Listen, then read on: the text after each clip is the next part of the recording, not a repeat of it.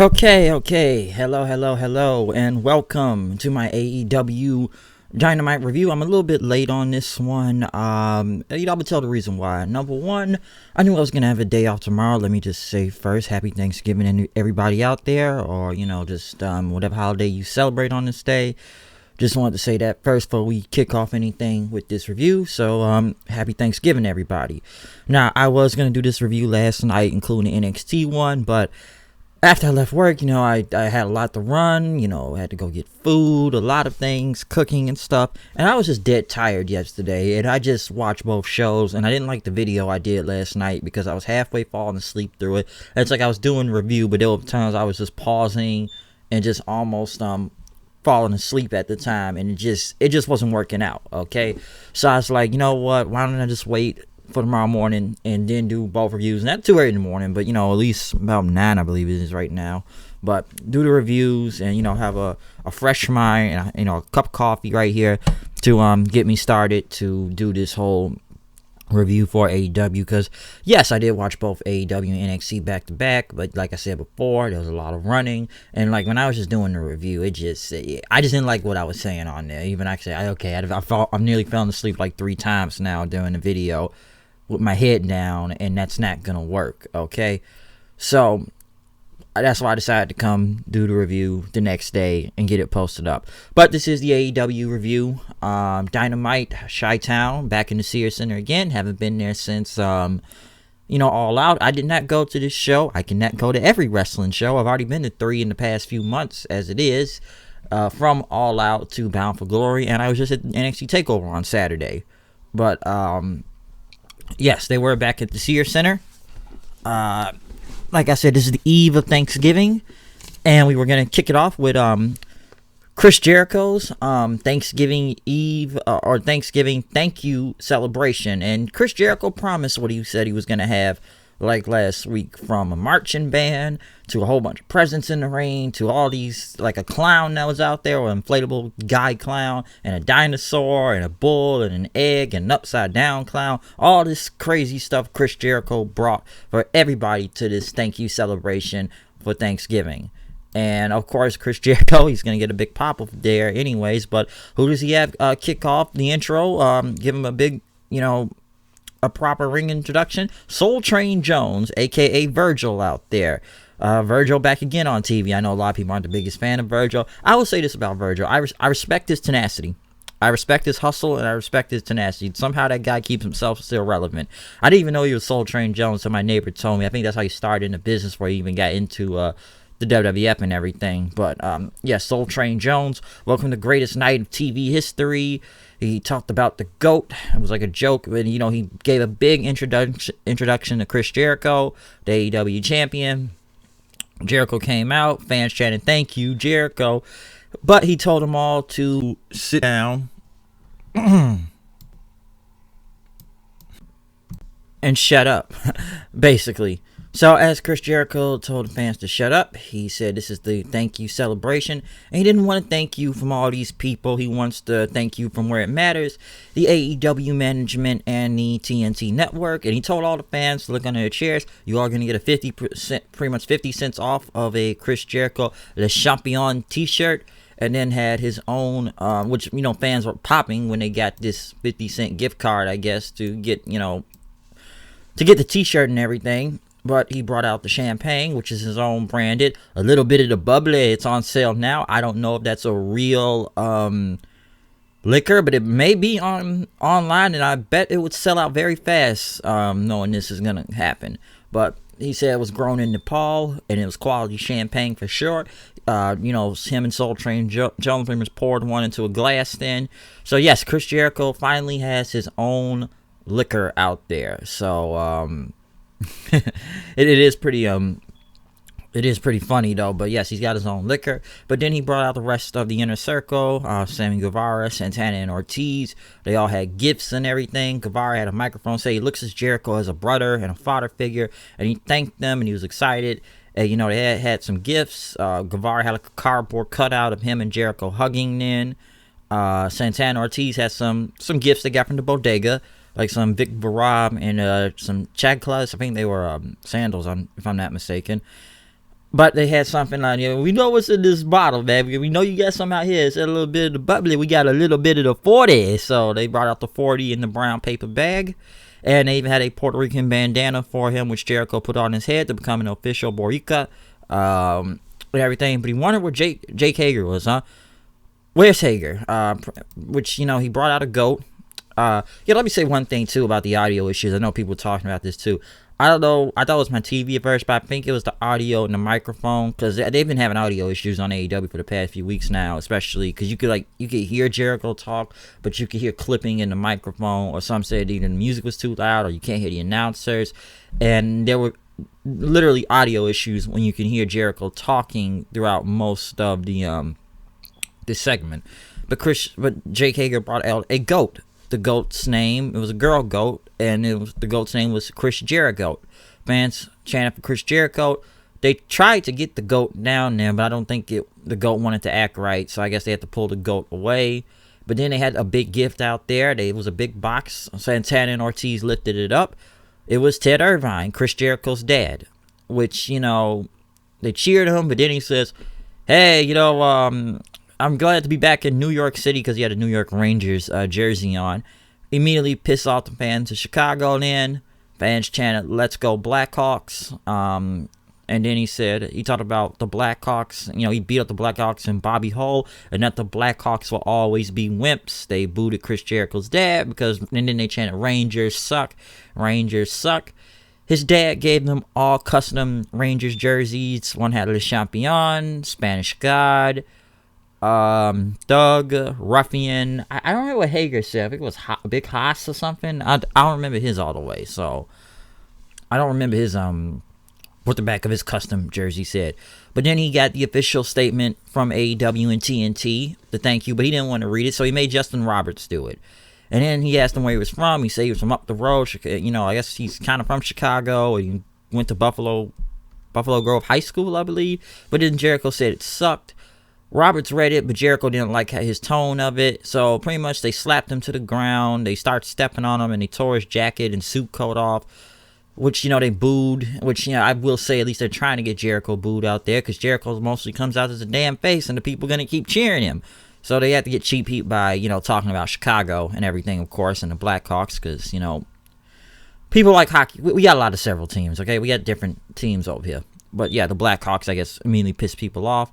But as they beat up Justin Roberts to the ground, SCU came out as the marching band. I don't think people knew who they were, because they didn't really get that big of a pop out there at first. So we didn't really, I don't think they really got a big reaction. I don't think people knew they were the marching band, so they got them out of the ring then. Which, they end up clotheslining Soul Train Jones then too. So that was the whole segment.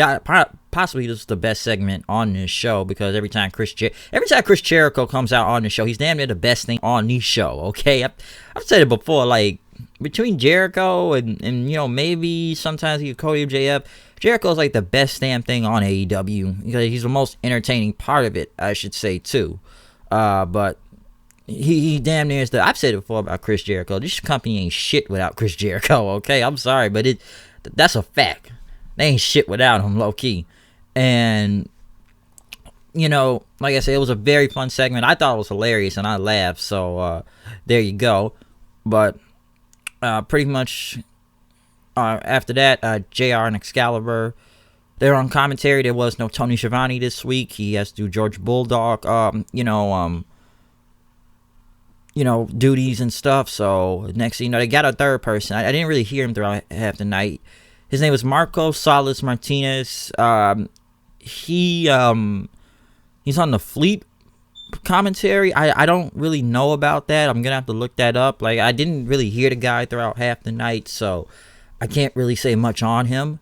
They also had Dasha Fuentes, the android formerly known that was in WWE. Everybody says she sounded like a robot every time she talked. She really did sound like a robot. I don't think that was overproducing by people.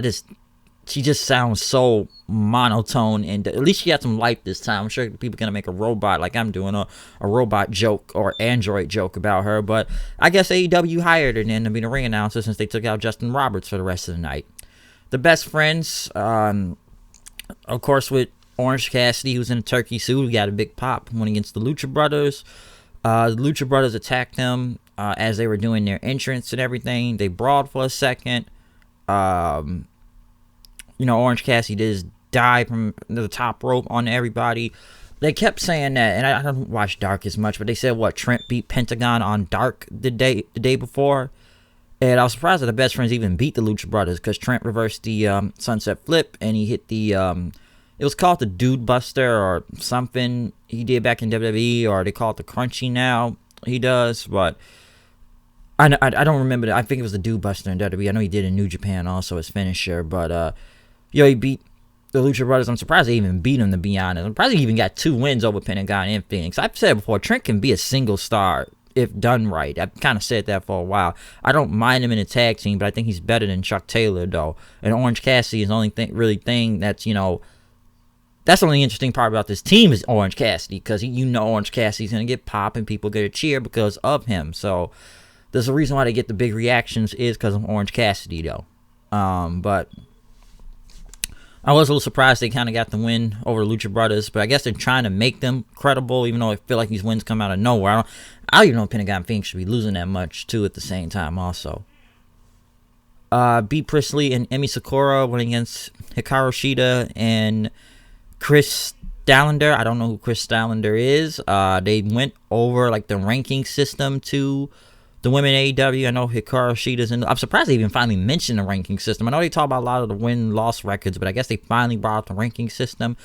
This match, though, I'm trying to remember everything. I know a lot of people chatting, ref, you suck, because the ref kept making bad calls, but listen, man, I've said this about the women before. They really got to work on the women's matches, but I felt in a way, I don't know about Chris Statlander. I think she was good out there, but in a way, did I think this went a little bit long? In some way, yes, but I don't know, man. I saw some botches here and there, and the finish wasn't bad. I guess Sakura hit Statlander with the microphone, and she was able to get the pin on her after Bea Priestley, took her out. So I don't know, man. They still got to work on the division. I think Hikaru Shida is good, and I think Priestley is good too, but I've questioned how they've done the women's division in some ways half the time, and everything, because a lot of them are not good. I feel like they have the wrong ones on TV half the time and stuff, so it wasn't bad all the way, but there's still a lot of work to be done with the women, okay, because I don't know, this felt like just a random tag match, but we'll see what goes from that. Jon Moxley was kind of promo talking about he was burning across the countryside, bringing napalm death to AEW, and they said if they were to become a hero, they're gonna get seriously hurt trying. Cody Rhodes and his super grand entrance and everything came out. He was in a match. He went against Matt Nix. He beat him with the figure 4, and then he called out MJF, said we don't gotta wait, we can do it now. And then these random guys beat up Cody Rhodes then. Okay, I don't think no one, including myself or anybody I even saw this show, knew who the fuck were these guys. The Butcher, the Blade, and they kept saying, it's the Blade, and I'm thinking Blade, because I was looking down for a second, and then I heard Blade, and then I'm like, wait, it's not Jay White. Jay White is Switchblade, and he's in New Japan, but it was the Butcher and the Blade, and then and they all came from the hole, okay? They came up from under the ring. They broke a hole in the ring, and they just started climbing through there. And then the Bunny, which was Allie, which is the manager, and, Allie had this new gear, and I guess the heel. Let me ask you this question. Wasn't Allie beat up 2 weeks ago, I believe, by Awesome Kong, and she was a face, and now all of a sudden this girl randomly turns heel? Because you barely seen Allie on this show to begin with. Okay, and most of the time she was on Dark and she's been a face, but you gave her a little bit of TV time a week or two ago, get beat up by Kong. Kong is the heel, but now you randomly turn this girl heel for literally no reason. And I think they said I don't know if it was the Blade or the Butcher. I think that was her husband. What was his name in Impact? Braxton Sutter, his name was in Impact, or is it Pepper Potts or Pepper? I don't remember his name all the way, so I just know I just know who Allie was, but I'm sure people are like, who are you? Who are you? And no, they got no reaction, okay, because no one knows who they are. I don't want to shit on this team all the way, but I don't think people knew how to react. It looked like crickets out there.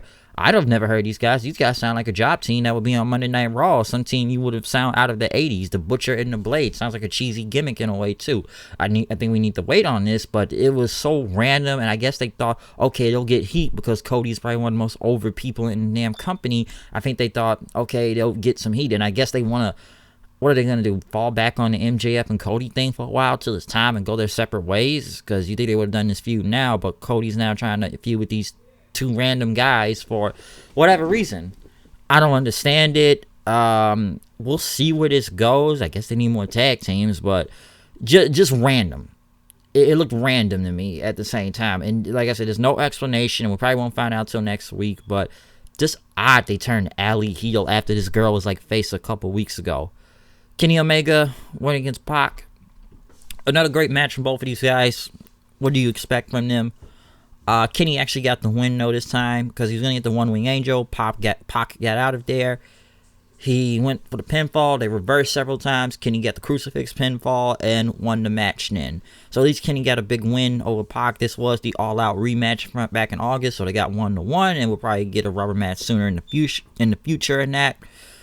But basically, like I said, Kenny won, which is a big win. Hopefully something they can do with Kenny a little bit more serious next time. Listen, I've said this about Kenny Omega before at AEW as it is already. I feel like they just need to get to a meaningful feud. He had one with Moxley, but I do believe some things where people said there's a little bit too much comedy, or they kind of make it like a goofball, or I don't know, they need to bring the cleaner back, or he needs to be a little bit more serious like he was in New Japan. I still enjoy Kenny Omega in general, but I feel like they need to do better in there. But I think he had a really good match with Pac.